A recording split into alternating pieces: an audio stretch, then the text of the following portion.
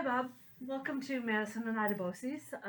Thanks for coming in. Please tell me your first, last name and the name of your company. Sure. Thanks for having me. My name is Bob Wilmot. I'm a 25-year union carpenter. Um, I belong to the North Atlantic States Regional Council of Carpenters, which locally here would be Carpenters Local 277. And our main office is based out of Syracuse, New York. Um, so, yeah. Yeah. So, if as a student in any program, really, if I want to get into the Carpenters Union, tell me how do I do that? How do I go about that? So we do what we call an information session. They are held every first Monday of the month. You have to log on to our website, pre-register for the information session. Um, with that, it takes about an hour to go through the presentations. And basically, it just shows you what the Carpenters do, what we're about, and a little bit of history about the Carpenters Union. Um, and then once you complete the information session, they give you a little a code to go on our website, which will let you apply for a position with the Carpenters. And then from there, you go. We call you in for an interview, and then we just really it's based on the economics in the area, what the need for people. Obviously, we don't want to bring people in and not have any place for them to go to work. Right. So.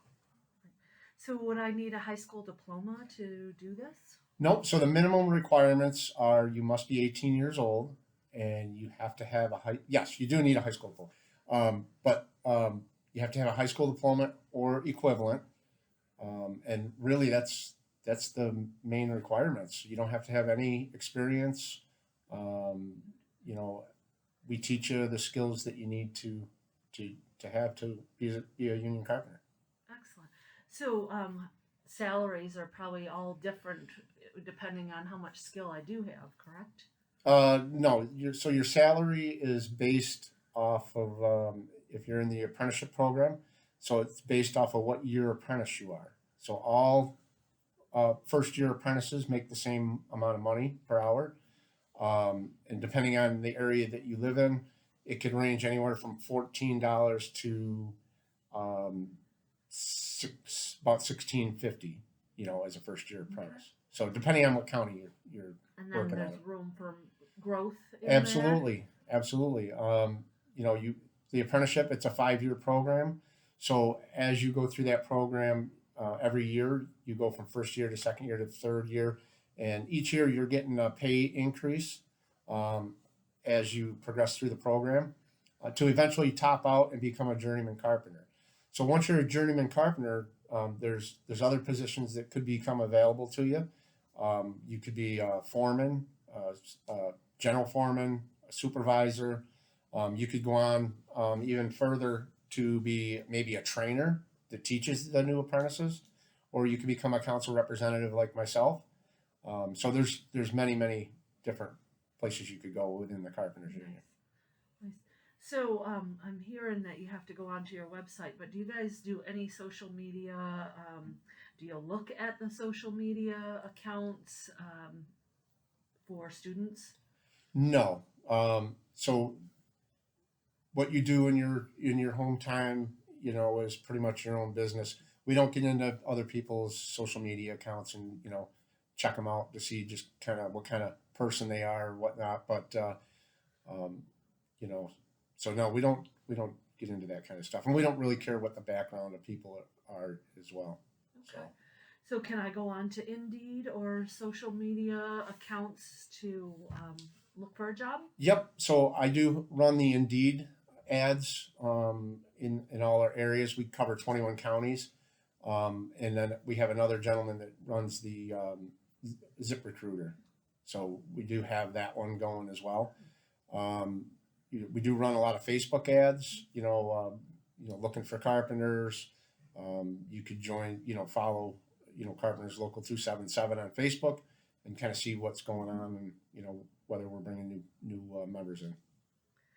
So when I work for you or if I get hired, Mhm. is there uniforms and tools, and am I responsible for the purchase of those? So Being a carpenter working in the field, you're not required to wear any specific uniforms.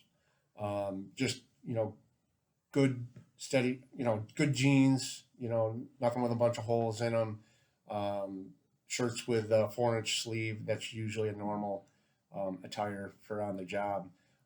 The apprentices are required to wear a color code, which would be like a brown, like Carhartt colored pants, and a high vis shirt. So that's a requirement of their apprentices when they go to class. And as far as that stuff, you are responsible for your own clothing, and tool wise, just basic hand tools. You're responsible to purchase your hand tools and keep them with you when you go to the job sites. So anything but power tools. We don't. Our contractors provide any power tools. Okay, great, So great. So I guess my last question is, what inspirational thing can you share with our students Mhm. as to joining the Carpenters Union and how it worked best for you? so for me, I think the biggest thing, couple things that I got out of it, and still get out of it to this day, is it's a great career, an opportunity to provide for your family, with good benefits, health insurance, and a pension. Back when I joined, I wasn't even thinking about retiring, and so at some point you have to look at that as well. And we have a really great retirement plan, um, and the opportunities, not just with the carpenters, but any trade, the opportunities that are provided, you never know where you're gonna end up.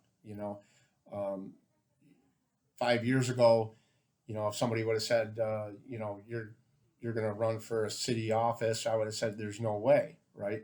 Well, I ended up doing it. I won. I was a city councilor in Oswego, and I'm now an Oswego County legislator. So you just never know where you're going to end up when you belong to an organization like this. So it's Awesome. really a great thing. So Well, thank you so much for your time. Thanks sure, for coming in. thank you, We had a long drive here. thank you. I'm glad to be here.